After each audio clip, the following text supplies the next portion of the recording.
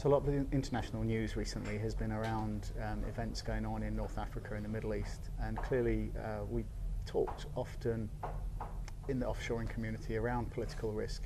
Clearly that's a big issue when companies are looking at where to put their back office or IT operation. What do you think that we've actually forgotten about risk, because it seems to have been weighted much lower in people's buying decisions recently? I think that's an extremely good question. I think when some of the initial and offshoring decisions were made, whether that was IT in the back office in the 1990s or call centres in the early 2000s, companies were extremely sensitive to the possibility of political instability and the risks that could arise from interruption to their operations arising from them.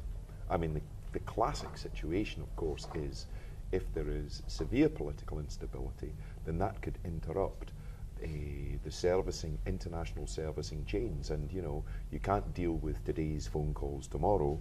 The risk arising from political instability was huge for organizations who have signed contracts to deliver to their clients and customers in the West seamless customer service.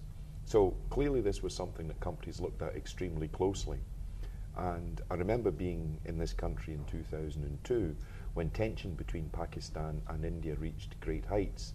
And in fact, UK, Australian and US citizens were requested by the governments, their governments, to return home. So clearly under those situations, or those circumstances of profound political instability, the potential damage to offshoring operations or remote locations is considerable. And I think in this early period, or this period of 2002, 2003, 2004, some of the decisions that were taken by companies to relocate call centres to India did involve a very serious inclusion of risk as a possibility arising from political instability. It is also true, you could say, and the question is a good one, but perhaps as organisations have become more habituated to delivering remotely, they have neglected to take on board some of the issues that arise from political stability. I'll give you a couple of examples if I can make this concrete. I think when the terrorist attack on Mumbai took place in 26/11 of 2008, it was clear that the terrorists were targeting Western businessmen, I mean singling them out. Now had this event been repeated, let's say twice or a third time, and indeed Western businessmen in the BPO or the call centre, the tech industry had been taken out or identified, then this would have led to, I think, serious reconsideration of the value or the rationale or the security for locating in India. And similarly, I mean, we can move this one on and say, well, if you look at the Philippines is not a country that has had a particularly stable political past over the last 3 decades. And a period of, how should we put it, temporary or mid-term political stability could lull organisations into a false sense of confidence regarding the longer-term political stability. And it's not just, how should we put it, terrorist attacks or the possibility of warfare that leads to this situation, or indeed, you know, the quasi-revolution that's taken place in Egypt, where the people are trying to overthrow an oppressive government. I mean, national strikes can have an impact. I was in India in June 2010 when a national strike was called over rising fuel prices.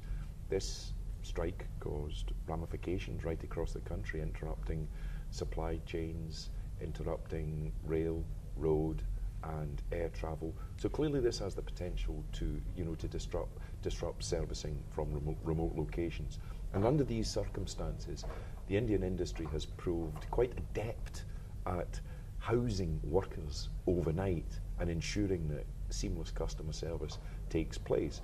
But that is only possible on a short-term basis. You can only keep workers in the workplace for so long to plug the gap under such conditions. A period of prolonged strike action, shall we say, or political instability at this more kind of modest level would have those sorts of consequences again.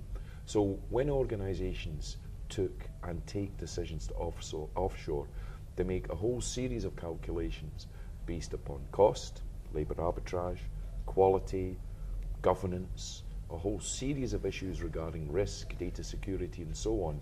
But there is a possibility, and I think it is valid for you to suggest, that the question of political stability has probably remained a minor issue in organisations' calculations, and events like Egypt probably prompt organisations to reconsider the importance of taking political cognizance of the instabilities that arise.